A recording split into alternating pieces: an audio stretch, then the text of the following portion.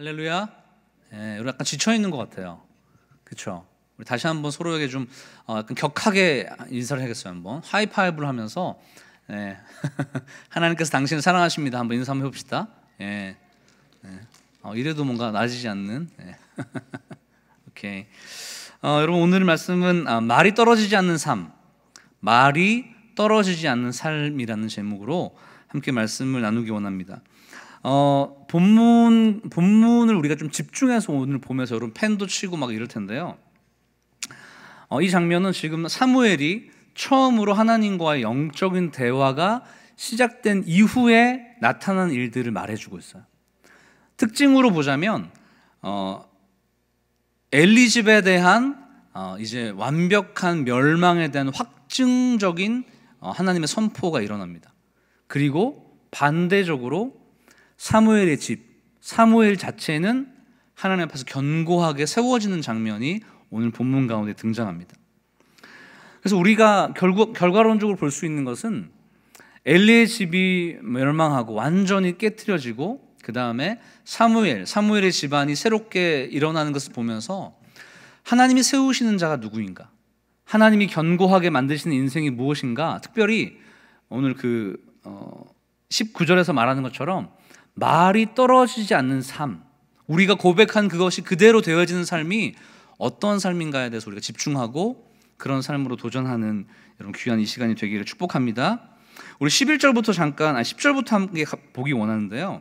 왜냐하면 이게 이제 사무엘이 하나님으로부터 영적인 대화가 시작되면서 하나님께 들은 첫 번째 이야기들을 담백하게 이야기하는 장면이거든요. 근데 여기서 나타난 특징이 뭐냐 그러면 반복되어서 말하는 것들이 있어요. 여러분 한번 눈을 따라오면서 저랑 같이 오세요. 여러분 10절에 보면 말씀이라는 단어가 등장하죠. 그렇죠? 말씀. 그 다음에 11절을 보면 뭐죠? 듣는 자라는 게 등장합니다. 12절에 보면 또 말한 것. 여러분 다 찾고 계시죠 지금? 동그라미 쳐요 여러분. 13절에 또 보면 말한 것이라고 되어 있어요. 그 다음에 쭉 이어져 나와서 17절에 보면 또 뭐예요? 말씀. 18절에 말하고, 그 다음에 19절에 그의 말이, 그 다음에 21절에 말씀으로 이렇게 되어 있어요. 여러분 이 지금 10절부터 이어지는 본문이 무엇을 말하고 싶은지 알겠습니까? 반복적으로 이야기하는 장면. 즉 지금 이 본문 가운데 나타나는 것은 영적인 싸움을 이야기하는 것이에요. 하나님의 말씀을 듣느냐, 듣지 않느냐, 들을 수 있느냐, 듣고 살아갈 수 있느냐, 그렇지 않느냐에 대한 굉장히 물고 물리는 싸움처럼 계속 말씀하고 듣는 것, 듣고 말씀하는 것, 말씀으로 하나님의 사람이 세워주고 말씀으로 엘리의 집안이 멸망하는, 즉 사람의 인간의 삶의 주체와 결정은 결국 무엇이라는 것입니까? 하나님의 말씀을 듣고 듣지 않음에 따라서 하나님의 복과 저주가 결정된다는 것을 이야기하는 것이에요.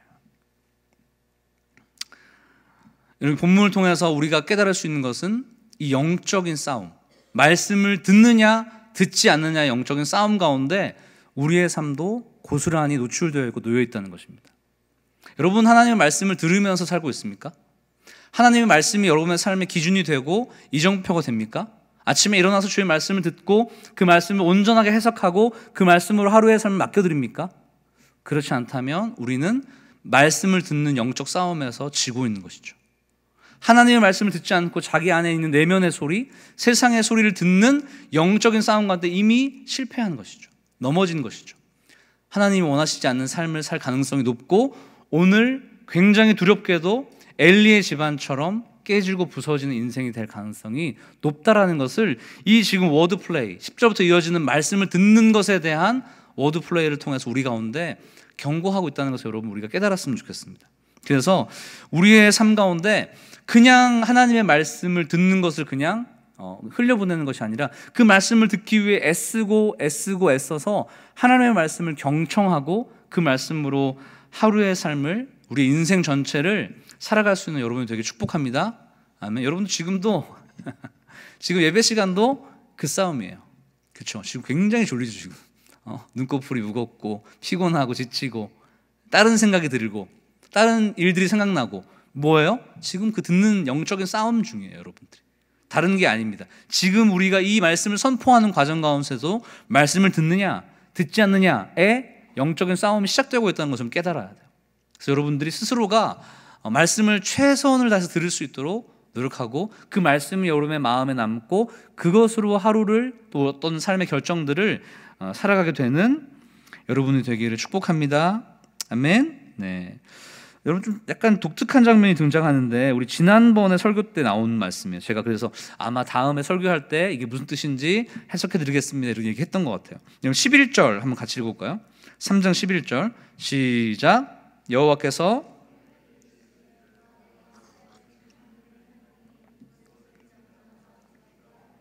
네, 지금 이 장면 10절부터 이어지는 장면은 엘리 집안의 멸망을 하나님께서 사무엘에게 말씀하십니다. 그리고 나서 하나님께서 말씀하신 내용들을 사무엘이 떠올리면서 지금 얘기하고 있는 것인데 무엇이냐 그러면 하나님의 말씀 그것을 듣는 자마다 두 귀가 울리리라. 이게 무슨 뜻일까요? 저를 보세요. 얘를 보지 말고. 두 귀가 들리리라 무슨 뜻인가요, 여러분? 쉽게 딱 파악하기가 어렵죠, 그렇죠? 두 귀가 울린다? 뭔가 좀 어떤 진동 같은 게 있는 건가? 뭐 이런 약간 추측을 할 수 있죠. 여러분 한번 말씀 찾아보겠습니다. 열왕기하 21장 12절 말씀 한번 찾아볼까요? 열왕기하 21장 12절 말씀 한번 볼까요? 열왕기하 21장 12절 말씀.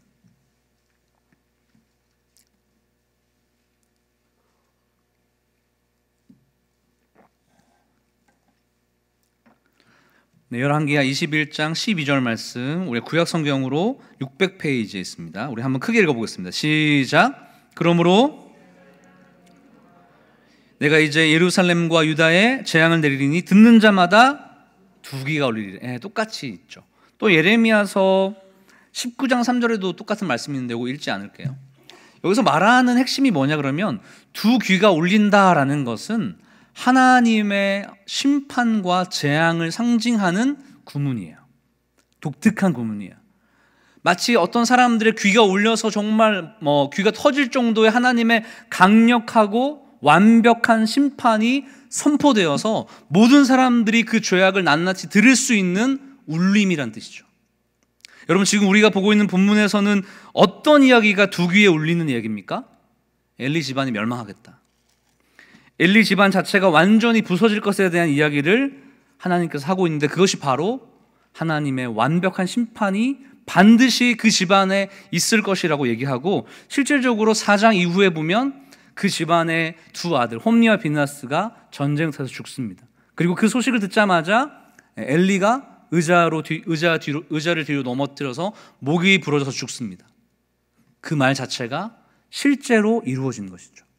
여러분 우리가 이 두 귀가 울리리라 하나님의 말씀, 하나님의 심판, 하나님의 재앙이 선포될 때 그것이 정말 확증되고 맞다라고 이야기하는 것 앞에 우리는 어떻게 적용해야 됩니까? 우리 자신 앞에 하나님의 심판, 즉 죄에 대한 분명한 반드시 일어날 심판에 대해서 우리 스스로가 너무나 물타기하고 희석시켰고 정말 그런 일이 일어날까? 하나님 우리 징계하실까? 언제든지 회개하면 될 거야. 하나님 그렇게 우리를 미워하시는 분이 아니야라고 하면서 우리 스스로가 너무나 안심했던 죄에 대한 희미해진 부분들, 두려움이 사라지고 그저 사랑의 하나님만을 생각하면서 언제든지 나를 받아줄 거야 라고 착각하고 있는 모습에 대해서 여러분의 두 귀가 울릴 정도의 하나님의 강력한 분노의 심판의 음성과 그 마음을 느끼길 바라요. 여러분 엘리는 보통 사람이 아니었어요. 엘리 집안은 보통 집안이 아니었습니다.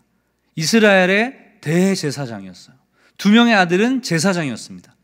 대대로 이어져 내려오는 훌륭한 제사장 집안이었음에도 불구하고 하나님은 두 귀가 울릴 정도의 쟁쟁한 심판의 음성을 주셨고 그 심판의 음성은 확증되었고 그 집안은 멸족되었습니다. 이것 앞에 우리 스스로가 지금 가지고 있는 그 죄악 때문에 반복적인 죄 때문에 하나님이 경고하셨음에도 불구하고 고치지 않는 그 모습 때문에 우리가 반드시 죽을 수도 있다는 것을 멸망당할 수 있다는 사실 여러분 두려움으로 저도 그렇고 적용했으면 좋겠습니다. 정말 두려운 이야기예요. 정말 두려운 이야기예요. 오늘 이 시간 우리 가운데 어떤 죄악의 문제가 우리 가운데 남아있다면 여러분 오늘 당장 지금 회개해야 됩니다. 그리고 그것이 더 이상 우리를 지배하지 않도록, 죄의 세력이, 죄의 습관이, 죄의 모습이 반복되지 않도록 오늘 예수님의 이름 앞에 나아가서, 그 보혈 앞에 나가, 십자가 앞에 나가서 깨끗하게 정결하게 회개해야 돼요. 그리고 다시는 그러한 죄 가운데 들어서지 않아야 됩니다. 그것이 하나님이 원하시는 바이고, 제가 말씀을 준비하면서 여러분에게 드릴 수 있는 최선이에요. 여러분 스스로가 지금 가지고 있는, 우리가 가지고 있는 죄악이 있다면 하나님의 이 완벽한 정죄, 하나님의 완벽한 심판이 있기 전에, 두기가 울릴 정도로 모든 사람이 들을 정도로 확증되는 심판이 있기 전에 여러분 반드시 오늘 주님 앞에서 정결함을 얻게 되는 여러분이 되기를 축복합니다. 아멘. 네. 그런 말씀이 10절과 14절까지 계속 이어져요. 하나님께서 어떻게 심판하실 것에 대한 얘기를 하고 있는데, 사무엘이 하나님과 영적인 대화를 시작한 다음에 이 엘리에게 두려움이 찾아왔던 것을 보여줍니다.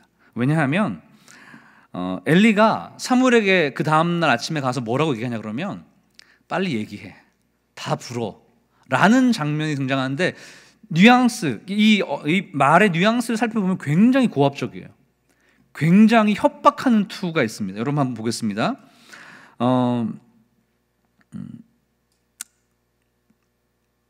우리 13절 말씀, 13절, 12절부터 12절, 13절, 14절 말씀 우리 한번 큰 목소리로 읽어보겠습니다. 시작.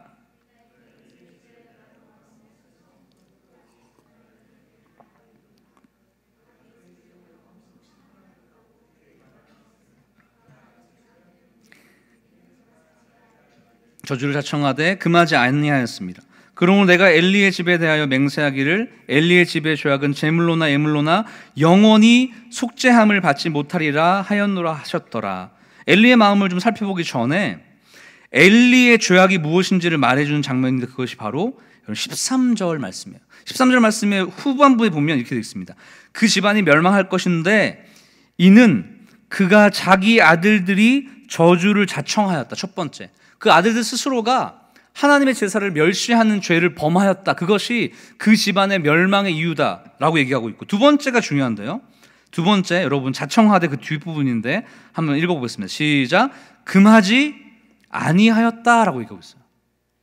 그러니까 실제적으로 죄를 저지르는 엘리의 두 아들들에 대한 이야기도 하지만, 포커싱이 어디 맞춰져 그러면 엘리가 두 아들들이 죄를 범할 때 뭐 하지 않았다고요? 금하지 않은 죄가 더 크다는 것을 얘기하고 있어요. 좀 이상하죠? 그렇죠? 아니 뭐 아들들이 잘못했으면 아들들이 혼나가지고 끝나면 되는데 뭘 얘기하냐 그러면, 엘리에게 네가 그 두 아들들이 죄를 저지를 때 막지 않았다, 제한하지 않았다, 금하지 않았다, 그들을 컨트롤하지 않았다, 케어하지 않았다, 그것이 너희 집안이 멸망하는 이유 중에 가장 큰 이유다라고 얘기하는 것이에요. 여러분 이것이 어떤 의미가 있을까요? 하나님이 그 사람이 지은 죄 그것만을 물어야 될 텐데 왜 그것에 대해서 케어하지 않은 죄를 묻고 있는 것일까요? 여러분, 진짜 사랑하는 것은, 진짜 아끼는 것은 그 사람이 잘못한 것에 대해서 때로는 아프고 힘들어도 정확하게 이야기해주고, 때로는 그것이 징계 형식으로 나타나도 관심을 가지고 그를 되돌리고 새롭게 하고 변화시키는 것이 진짜 사랑입니다. 여러분, 우리 가운데, 우리 공동체 가운데 혹시나 이런 모습이 없지 않은지 살펴봐야 돼요. 옆에 있는 사람이 죄를 저질러도, 옆에 있는 사람이 영적으로 무너져 있어도, 아, 그거는 그 사람이 알아서 할 일이지, 내 문제가 아니지 라는 것이 영적인 무관심과 그냥 내버려둠이 우리 자신에게 팽배하지 않습니까? 그렇다면 하나님께서 우리에게 묻는 것이죠. 왜 네가 그 사람들을 케어하지 않았느냐? 그 사람의 죄 때문에 그 사람이 죽는 것도 있지만, 하나님은 공동체원들 가운데, 하나님의 영적인 가족들 가운데 서로를 돌보고 케어해주고 살피는 것에 대한 것들도 주목하고 있다는 사실을 이야기해 주는 거죠. 왜 금하지 않았느냐? 히브리서 12장으로 한번 가보겠습니다. 히브리서 12장 5절에서 8절까지 말씀.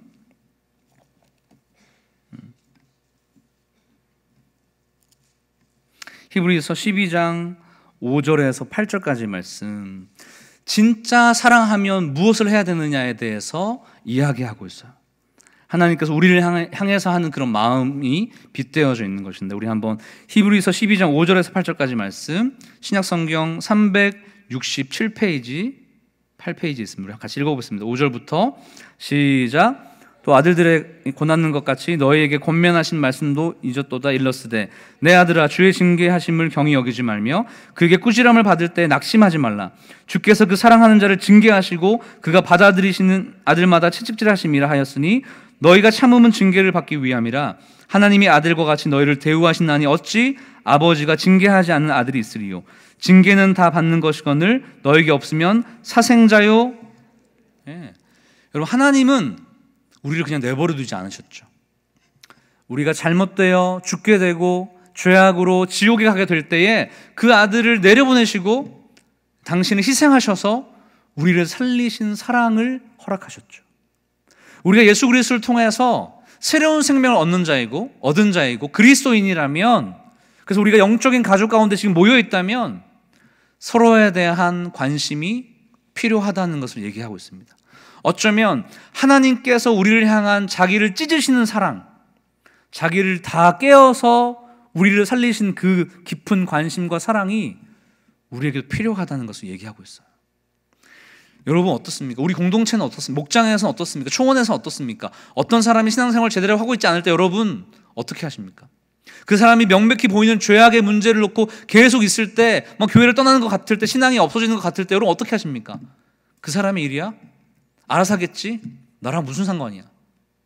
그 사람의 문제이지 라고 이야기할 때 하나님께서 물으시는 거죠. 왜 금하지 않았느냐?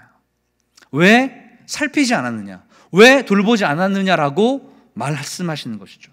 왜 그런가 하면 우리는 서로 상관없는 자가 아니기 때문이에요.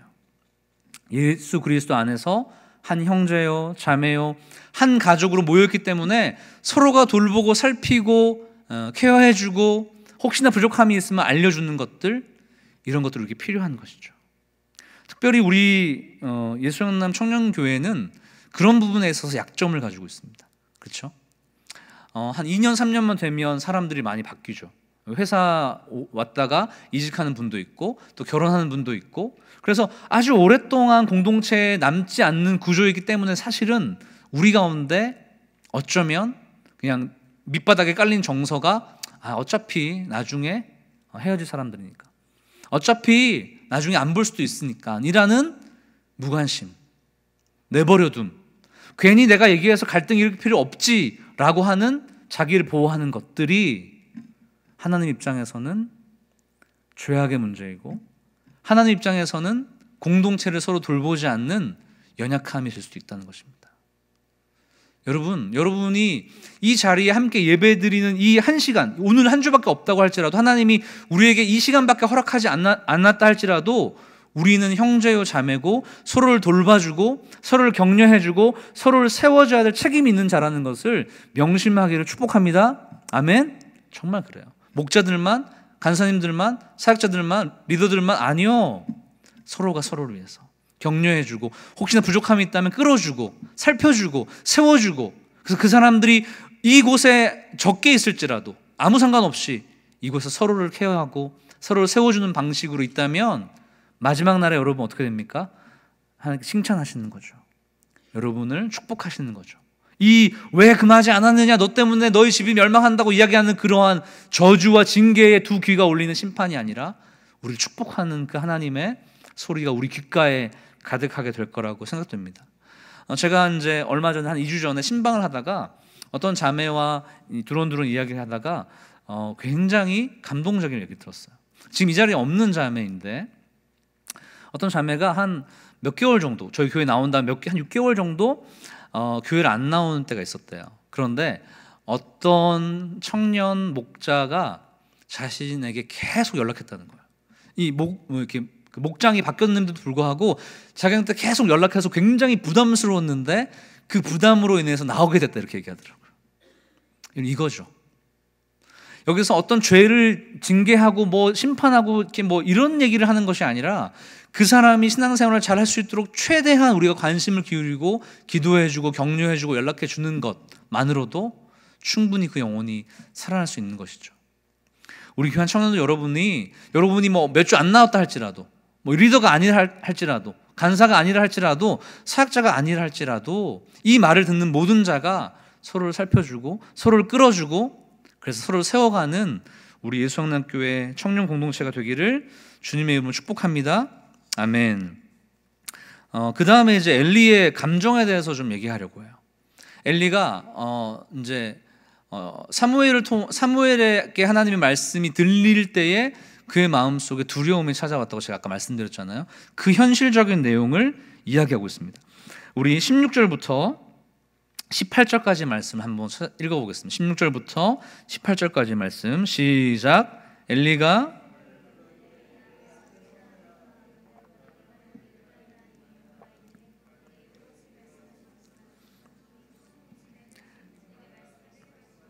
숨기면 하나님이 내게 벌을 내리시고 또 내리시기를 원하노라 하는지라 사무엘이 그것을 그에게 자세히 말하고 조금도 숨기지 아니하니 그가 이르되 이는 여호와시니 선하신 대로 하실 것이니라 하니라. 여러분 무슨 이야기예요? 지난 밤에 사무엘에게 하나님의 음성이 들렸습니다. 그렇죠? 그랬더니 아침이 밝자마자 엘리 대제사장이 어떻게 합니까? 사무엘을 불러요. 그래서 사무엘에게 뭐하러 얘기합니까? 아까 말한 대로 겁박을 하는 거죠. 너 지난 밤에 있었던 그 일들 다 불어, 다 이야기해봐. 이것보다 어떻게 보면 더 큰 감정, 어떤 분노의 마음, 어떤 약간 협박하는 모습으로 지금 이야기하는 것이에요. 내게 무엇을 말씀하셨는지 하나라도 숨기지 말고 다 얘기하라 이렇게 얘기하고 있어요. 그렇죠? 굉장한 어떤 분노, 협박성의 어떤 어조가 이 안에 담겨 있는 것이죠. 여러분 대제사장이었던 엘리가 이 꼬마 아이 사무엘을 불러서 왜 이렇게 협박적으로 지난날에 하나님과 있었던 이야기를 다 취조하듯이 얘기하라고 하는 것일까요? 엘리의 마음에는 어떤 것이 있었을까요? 왜 이렇게 분노 어린, 협박 어린, 겁박을 하면서 지금 이 아이를 몰아넣고 있는 것일까요? 엘리의 마음에는 두려움이 찾아왔습니다. 지금까지 하나님의 말씀을 듣고 하나님의 심판의 이야기를 들었지만 하나님이 자신에게 지금 말씀하시지 않고 다른 사람에게 이야기하는 방식을 통해서 영적인 소외감을 느끼기 시작하는 것이죠. 즉 하나님의 말씀을 듣고 그 말씀대로 행해야 될 엘리가 그렇게 하지 않음을 통해서 영적인 무감각, 하나님의 음성이 들리지 않는 현상이 발생할 때 어떻게 됩니까? 그 속에 두려움과 분노와 질투의 마음과 어려움의 마음이 찾아오는 것이죠. 갈등의 마음이 찾아오는 것이죠. 여러분 하나님의 말씀을 들어야 될 존재가 하나님의 말씀을 듣지 않았을 때 그는 무너지고 파괴되고 치명적인 영적인 손상을 얻게 됩니다. 이것은 우리에게 적용할 때 굉장히 두려움의 말씀으로 들립니다. 왜냐하면 예수 그리스도를 믿음으로 하나님의 자녀된 우리가 아버지 되신 그의 음성을 듣지 못하고 지금 살아가고 있다. 그래서 뭔가 누군가에게 항상 물어야 한다. 어떤 사람에게 그 음성에 대해서 물어야 된다 라는 것이 우리의 삶 가운데 현장에 있다면 곤란한 것이죠. 왜냐하면 우리는 늘 우리 자신 안에 있는 하나님의 말씀을 듣지 못하는 영적인 어린아이로 머물러 있기 때문인 것입니다. 여러분 엘리는 하나님의 음성을 듣고 그 말씀을 증거할 때, 선포할 때 대제사장으로서, 선지자로서, 사사로서의 자기의 역할을 감당할 수 있었어. 그런데 하나님의 말씀이 들리지 않자 그는 완전히 무너졌습니다. 어린아이를 질투하고 어린아이에게 분노를 느끼는 자로 완전히 무너졌던 것이죠. 여러분의 정체성을 정확하게 알아야 돼요. 우리는 하나님의 음성과 하나님의 말씀을 듣는 하나님의 자녀입니다. 여러분 믿으십니까? 설교 시간만 누군가에 의해서 대언되는 말씀만이 아니라 지금 제가 말씀하고 있는 이 얘기는 우리 모두가 왕 같은 제사장이 되어서 하나님의 음성을 직접 들을 수 있는 자라는 것을 얘기해 주는 거예요. 여러분 주일에만 예배를 드리면서 설교 듣는 것으로 만족해서는 절대 안 됩니다. 여러분 제가 요즘에 우리 그 제자반을 하면서 청년들에게 강조하는 포인트가 이거예요. 너희가 스스로 성경을 연구하고 해석해서 하나님의 말씀을 친밀하게 깊이 있게 들으라라는 것이에요. 왜냐하면 하나님은 그렇게 우리가 말씀하시기 때문에. 사역자, 어떤 특정한 사람, 강대상에서만이 아니라 어떻습니까? 여러분의 삶의 현장에서 하나님 말씀하시거든요. 여러분 믿으세요? 그래서 여러분 말씀 붙잡고 말씀에 대해서 묻고 하나님 어떻게 살까를 듣고 따르는 자가 되어야 됩니다. 그것이 우리의 정체성이에요. 이것을 잃어버리는 순간 우리 가운데는 두려움이 찾아오죠. 어떻게 해야 될지 모르죠. 어떤 길로 가야 될지 모르죠. 뭔가 질투하죠. 항상 두렵고 분노하고 어렵죠. 평안함이 없죠. 왜냐하면 하나님의 음성을 들어야 될 영적 그리스도인 하나님의 자녀가 하나님의 음성을 듣지 못할 때 나타나는 일이기 때문입니다. 그리고 이 얘기가 굉장히 저는 찜찜했어요. 18절에 보면 여러분, 엘리가 굉장히 뭐라 그럴까요? 좀 약간 그 태도 자체가 불손한 건 아닌데 마치 제3자에게 일어나는 것처럼 이야기하고 있어요. 18절 말씀 한번 읽어보겠습니다. 시작. 사무엘이 그것을 그에게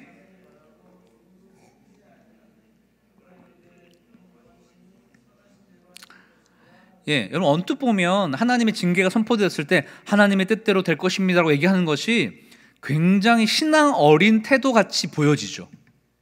그렇죠? 그런데 굉장히 젠틀해 보이고 점잖해 보이고 받아들이는 것처럼 보이지만 뭔가 찜찜해요. 뭔가 부족한 느낌이 들죠. 여러분 뭐죠 그게?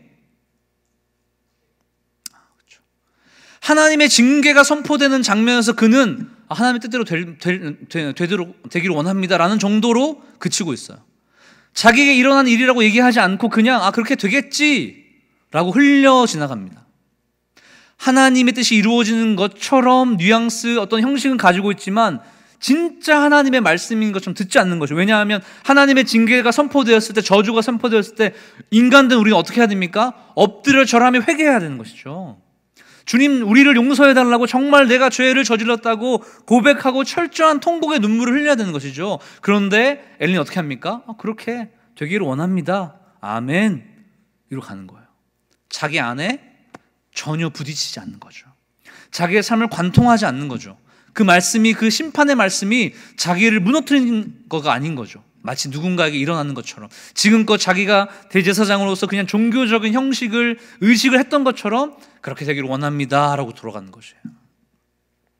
여러분 여기서 저는 우리가 지난주인가요? 그 가룟 유다의 후회하는 장면을 떠오릅니다. 우리 한번 말씀으로 찾아가 볼까요? 27장 마태복음 27장으로 한번 가보죠.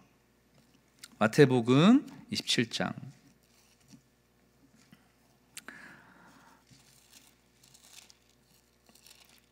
마태복음 27장 1절에서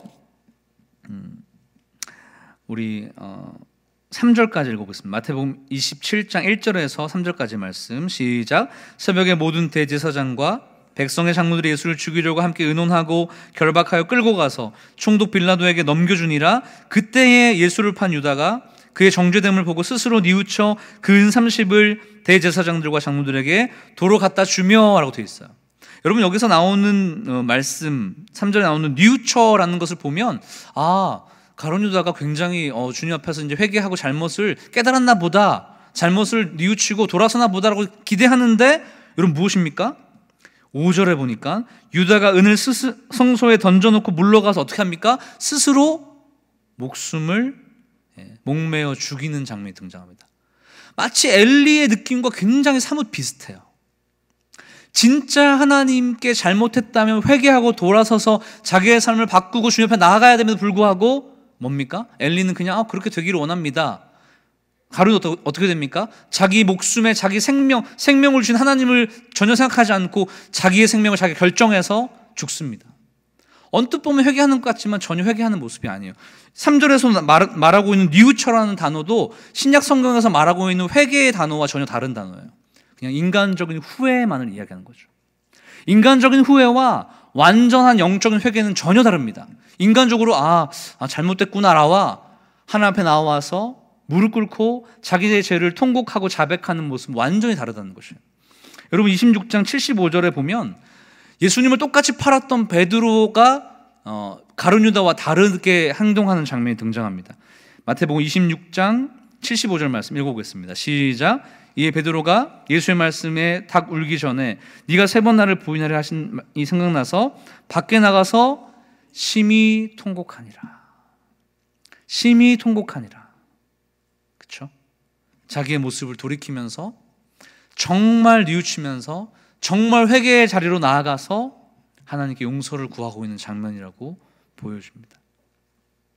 여러분 우리 안에 이러한 굉장히 젠틀해 보이지만 진정으로 회개하지 않는, 주님 앞에 나와서 자기를 깨트리지 않는 종교적인 형식주의 모습이 가득하지 않는지를 점검하는 시간이 되었으면 좋겠어요.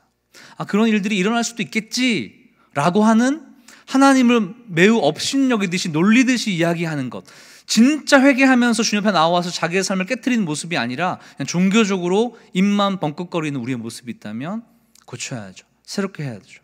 온전케 돼야 되죠. 여러분, 이 엘리와 사무엘의 차이, 하나님의 말씀을 대하는 방식의 차이가 결국은 이 두 인생을 완전히 다르게 만들었어요. 여러분 19절 한번 같이 읽어보겠습니다. 19절 말씀 읽어보겠습니다. 시작. 사무엘의 자람에 여호와께서 그와 함께 계셔서 그의 말이, 저는 이 말씀 읽을 때마다 참 너무 부러워요. 진짜 너무 부러워요. 어떻게, 말이 뭐냐 그러면 하나님이 사무엘과 늘 함께 계셔서 사무엘의 말한 그 하나도 땅에 떨어지지 않고 하나님이 다 열매를 맺겠다는 거예요. 그대로 이루셨다는 거예요. 이게 어떻게 가능합니까? 어떻게 이루어집니까? 여러분 어떻게 생각하세요? 어떻게 이런 일이 일어나죠? 너무 놀랍죠? 너무 부럽죠? 여러분 그렇게 되고 싶죠? 저만 그런 건 아니죠? 네. 첫 번째로 우리가 그냥 표면적으로 알 수 있는 것은 사무엘은 절대 하나님의 말씀을 허투루 듣지 않았다는 것입니다. 늘 하나님의 말씀 가운데 귀 기울이고 주님께 나아가려는 자세가 기본적으로 있었다는 것이죠. 여러분 10절에서도 보면 사무엘이 하나님의 음성을 대하는 방식이 등장하는데, 주여 말씀하옵소서, 주의 종이 듣겠나이다. 듣겠나이다. 청종하겠나이다. 그 말씀 그대로 순종하겠나이다 라는 그런 마음의 자세로 늘 주님께 나아갔죠. 그랬을 때 하나님의 음성이 사무엘의 마음 가운데 남고 그 인생 전체를 결정했죠. 엘리는 반대였죠. 하나님이 심판하겠다고 하셨음에도 불구하고 그렇게 될 테면 되겠죠 라고 가볍게 여기면서 흘러갔죠. 결국은 멸망하게 되었던 것이죠. 여러분 이 사무엘에게 하나님 그가 말한 것이 전혀 떨어지지 않고 하나님께서 열매 맺게 하셨다는 것 앞에 우리가 주목하고 집중해야 될 부분인데, 그것은 이런 것입니다. 그러니까 사무엘이 자기가 원하는 개인적인 욕구, 욕심의 말을 계속하고 자기가 원하는 것을, 개인적인 욕심이 어린 것을 하나님이 다 들어주셨다라는 것이 아니죠. 전제해야 될 것이 사무엘이 말하는 그 모든 것이 뭐죠? 하나님의 뜻 가운데 있었다는 것입니다. 아멘. 사무엘이 생각하는 것, 사무엘이 판단하는 것, 사무엘이 결정하는 것, 말하는 것, 그 모든 것이 하나님의 뜻 가운데 있었다는 것이죠. 왜냐하면 그는 하나님의 말씀을 청종하는 자였기 때문입니다. 하나님의 말씀을 귀 기울이는 자였기 때문에 그는 그의 마음에, 그의 삶에 하나님의 말씀이 있었던 것이죠. 우리 이제 마지막으로 함께 말씀 찾겠습니다. 요한복음 15장으로 가볼까요? 어떻게 우리의 말이 전혀 떨어지지 않고 하나님의 뜻 안에서 이루어질 것인가에 대해서 우리 요한복음 15장에서 말하고 있어요. 요한복음 15장 6절에서 10절까지 말씀입니다. 요한복음 15장 6절에서 10절까지 말씀, 우리 교독으로 제가 처음에, 그 다음에 여러분 마지막 합독으로 읽겠습니다. 사람이 내 안에 거하지 아니하면 가지처럼 밖에 버려져 마르나니 사람들이 그것을 모아다가 불에 던져 사르느니라.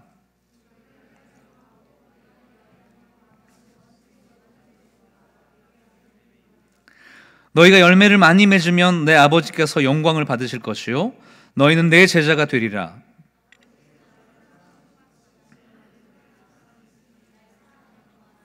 내가 아버지의 계명을 지켜 그의 사랑 안에 거하는 것 같이 너희도 내 계명을 지키면 내 사랑 안에 거하리라. 할렐루야. 하나님의 말씀과 사무엘의 말, 우리의 말이 일치하는 것, 하나님의 마음과 사무엘의 마음, 우리의 마음이 일치하는 것, 완전한 연합을 상징하고 있는 것이죠. 예수 그리스도를 통하여서 하나님과 완벽한 결합, 완전히 이심전심이 되는 상태가 바로 말이 떨어지지 않고 하나님이 열매 맺는 귀한 삶이 되는 것이죠. 여러분 축복합니다. 이런 삶이 되기를. 특별히 하나님께서 여러분을 세워주는 방식으로 여러분의 인생이 축복되길 바라요. 여러분 스스로가 많은 말, 많은 행동을 통해서 여러분 스스로가 세우는 자가 아니라 하나님의 말씀, 하나님의 역사가 여러분의 삶에 있어서 그것이 여러분을 세워주고 그것이 여러분을 열매 맺게 하고, 오늘 이 사무엘처럼 하나님의 말씀이 사무엘이 선지자가 되게 만드는 것처럼 하나님의 말씀이 여러분을 세워주고 격려하고 일으키고 복된 자리로 이끌리게 되기를 예수님의 이름으로 축복합니다. 아멘. 우리 같이 찬양하면서 같이 기도하죠.